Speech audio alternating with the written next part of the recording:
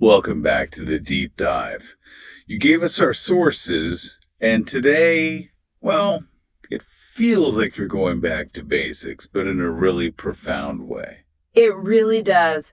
We're looking at excerpts from the utility of English articles, A, an, the, and also articles in English grammar. And our mission is pretty clear. We're taking the shortest words in the language, a, an, and the, and figuring out why they carry just the biggest informational load. It sounds like, a review of elementary school grammar, but this is genuinely the secret architecture of communication. The architecture, I like that. If you're a learner trying to grasp complex subjects quickly and thoroughly, precision starts right here. Our goal is to quickly understand the core function and really the immense power of just these three words. It's funny, we've done deep dives on, complex algorithms, global trade policy. Yeah, I have 8 complex topics. But those discussions are structurally impossible without these tiny little signposts. So let's get straight to it. What is the fundamental job of A and empathy? What's fascinating is how much responsibility they actually shoulder. They're signals. That's the best way to think of them. They guide the listener or the reader to understand one critical thing. Specificity. Specificity. Exactly. Are we talking about something general or something unique and already known? That's the entire game. Okay, so if they're directing traffic, we need to know the basic categories of that traffic. Let's jump into the framework from articles in English grammar. Perfect. We categorize these words into 2 main groups based on that signaling function you just mentioned, the indefinite and the definite. That's really the essential framework you need to get your head around. Indefinite and definite. Let's start with the indefinite group. So these are our first 2 articles, a and an. Right. What's the shared role of this pair in the language structure? A and an are basically the introducers. They signal that the noun coming up next is non-specific, it's general, or maybe it's being mentioned for the very first time. So it's one of many. It's one of many, exactly. That's why we call them indefinite articles. They leave the subject, undefined among its peers. Can you give us a concrete example of that lack of specificity, especially for, the listener trying to process complex information quickly? Of course. Think about a business meeting. If I say, we need a new strategy, I haven't defined it yet. Right. I've just indicated that some new strategy is required. It could be any strategy in the world. The article A does the job of keeping the options open. So the moment the listener hears A, their brain should immediately register general idea forthcoming. Precisely. And while A and A are distinct words, they do the same job, but, attached to different sounds for flow. Their core grammatical utility is identical. Which is? Introducing a generic singular noun. They exist in tandem just to make sure that this critical function of introduction is always covered smoothly in English. Okay, and what if they're not there? Let's say I leave the article out and just say, we need new strategy. The communication instantly degrades. It sounds, alien, robotic, and frankly, it's just confusing. Yeah, it forces you to do more work. A lot more work. The listener has to do this extra cognitive work to parse whether you're referring to a broad concept like strategy is important or a singular actionable item. A new strategy. The articles ensure efficiency. They ensure clarity. They are, and this is from the source, non-negotiable building blocks. That makes the existence of a and just incredibly powerful, even if they seem so minor. They're setting the stage for every single non-specific idea we want to introduce. And now we transition to the other side of the spectrum, which is handled by the third article, the del-of. This is our definite article. The definite article. Okay. So if a and signal one of many, what is the critical distinction that and provides? The signal's one of three things, really: specificity, mutual knowledge, or uniqueness. If I use the, it means I know which one I'm talking about, and crucially, I expect you, the listener, to know which one I'm talking about too. So it narrows the field.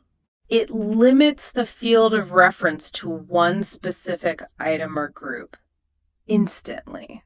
Let's go back to that business meeting example. You said we need a new strategy, and that's the indefinite a. What happens when you switch to the? If I say we need the new strategy, the communication changes entirely. I am now referring to a strategy we already discussed maybe in the last meeting, or one that was just circulated by email. I see. The moment you hear the, your mental register should flip to specific item known to both parties. The application for the learner here is immediate. I mean, if you're preparing a technical report or summarizing research, mixing up a and the could fundamentally change the whole context. Oh, absolutely. A physicist saying, we found a Higgs boson, that's groundbreaking. But if they say, we found the Higgs boson, it sounds like they found the one unique original copy, which changes the entire scientific assertion. That's the power. The article the ensures precision, especially in these high-stakes fields. It signals that the noun is either totally unique in its context, like the sun, or it has been defined by a previous conversation. This distinction is the core functional utility of the definite article. It anchors the concept. So it's less about a grammar rule and more about a contract. A contract we have when you're communicating. Exactly. That contract is all about shared understanding. When a, an, and the a are used correctly, they are the absolute linchpins of that shared understanding. They make complex communication fast and precise. Okay, let's unpack this. Let's really synthesize it for our listener. We've established that a, an, and a are articles, and their primary function is structural. It's to divide the world into the general, the indefinite, a and an, and the specific, the definite, the correct. The overarching structural utility, the reason these three little words are non-negotiable building blocks, is that they eliminate ambiguity in noun references. Imagine trying to give complex instructions without them. Let's try that. Give me a functional instruction that uses articles and then strip them out, and let's see what happens. Okay, a classic instruction. Please place the tool on a table and bring me an apple. Simple enough. It's very clear. Clear actions, clear objects. Now, strip out the articles. Please place tool on table and bring me apple. That sounds like a text message from a robot who doesn't like capitalization. But look at the informational breakdown there. Tool. Which tool? The wrench, the hammer, without the, the specific object you mean. Right. And table. Which table? The workbench. The kitchen table. Without a almost sounds like you're talking about the generalized concept of tableness. It's strange. An apple? Is it any apple or the specific one I set aside early? You see, by using the do for the tool, you're relying on that shared context. We both know what tool we're talking about. And by using A for the table, you're basically saying any table will do. Any table will do. And for the apple. Any apple will do. That's the synthesis. The primary function is context setting.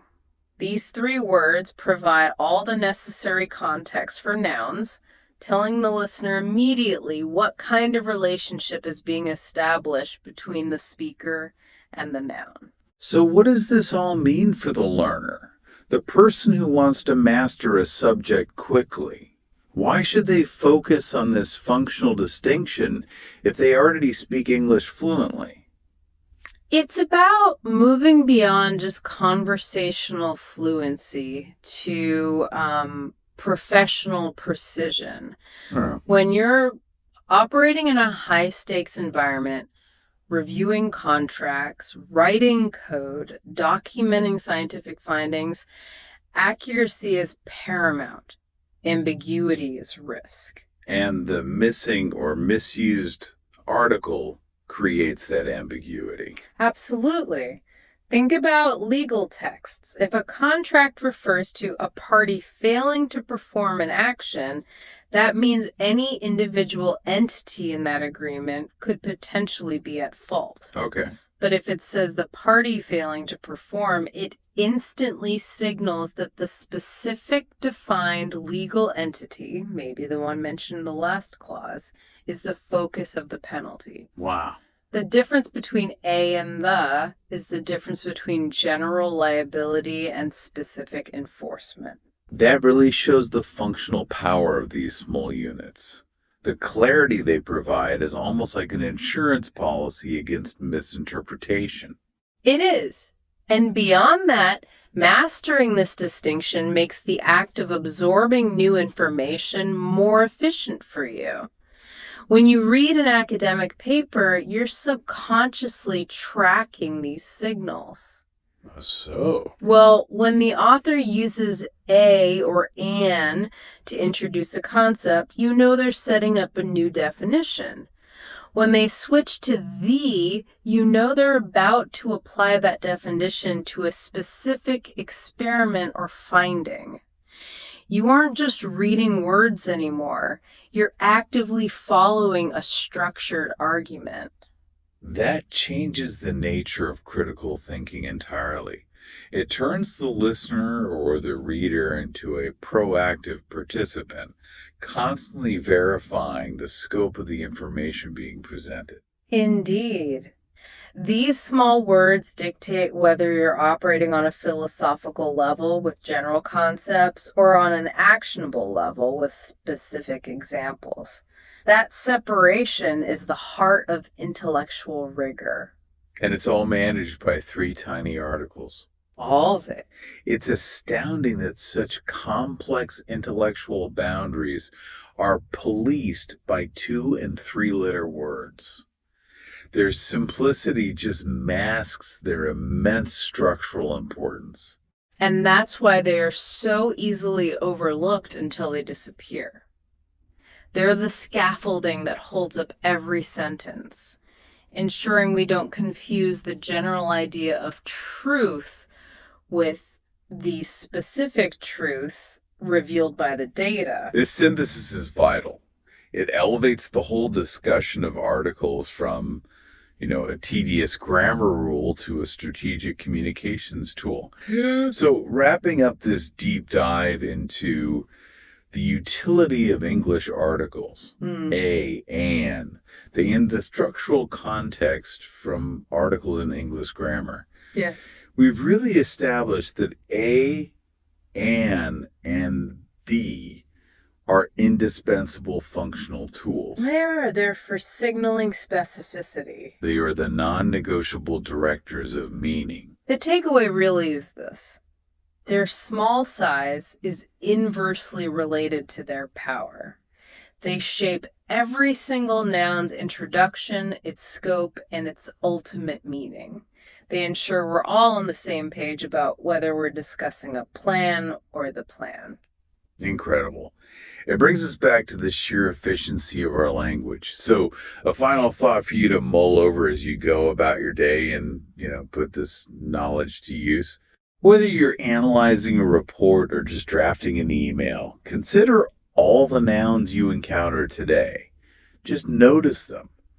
How many are preceded by a, an, or the? It's going to be a huge percentage. A huge percentage. Yeah. And then ask yourself, what percentage of the structural integrity of that entire conversation is built solely on the foundational function of these three simple words? Think about the risks you eliminate simply by placing the in front of a specific noun. We'll catch you on the next deep dive. Until then, maintain your clarity. Happy learning.